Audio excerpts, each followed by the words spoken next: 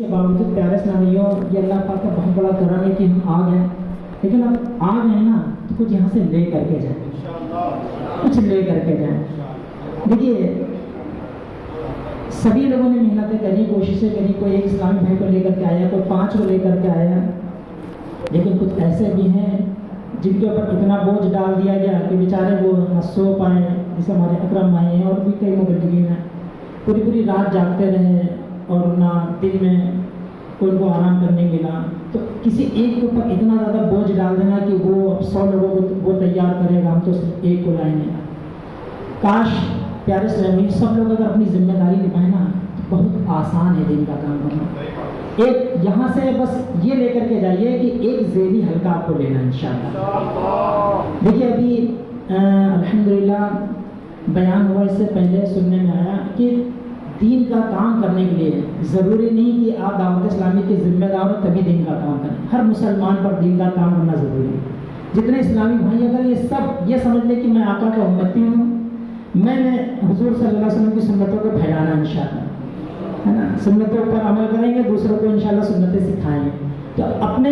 ذیلی حلقے کو مضبوط کریں، ایک ذیلی حلقہ لے لیں، کوئی بھی ذمہ داری لے لیں اور یہاں سے جانے کے بعد میں کام کریں۔ یقین مانیے میں بہت کمزور ہوں، آپ لوگوں کے مد مقابل کچھ نہیں مجھے آتا ہے،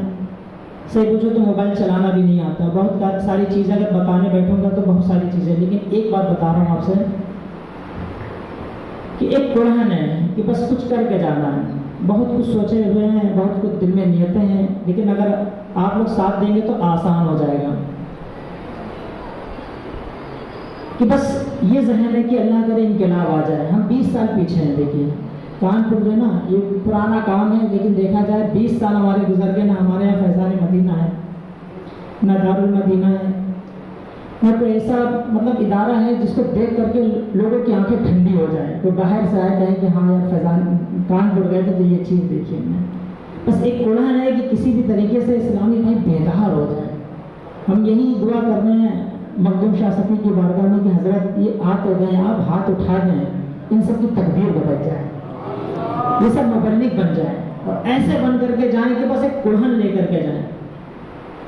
آج 4 سال ہو گئے تقریباً، ابھی اتنی گرمی ہے نا،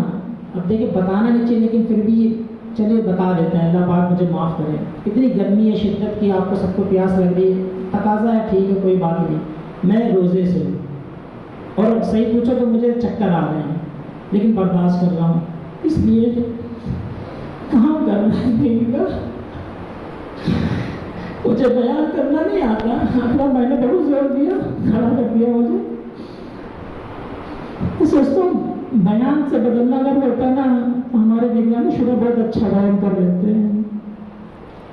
یہ سب آج یہ سب بڑی بڑی ذمہ داریوں پر ہوتے ہیں، کتنے بیان سنے ہم لوگوں نے، لیکن کیا کوئی تبدیلی مجھے تو نہیں نظر آتی۔ کام ہوا ہے، بے شک ہوا ہے، لیکن جس حساب سے کام ہونا چاہیے، جس حساب سے اسپیڈ ہونی چاہیے، بہت پیچھے پیارے اسلامی، بہت پیچھے، بہت تکلیف ہوتی ہے۔ ایک کونے پہ رہ کر کے 65 لاکھ روپے کی زمین، بتائیے سودا کر لیا ہم نے، یار بنانا کو ساتھ دیا جاتا ہے، پھر اللہ میرے ساتھ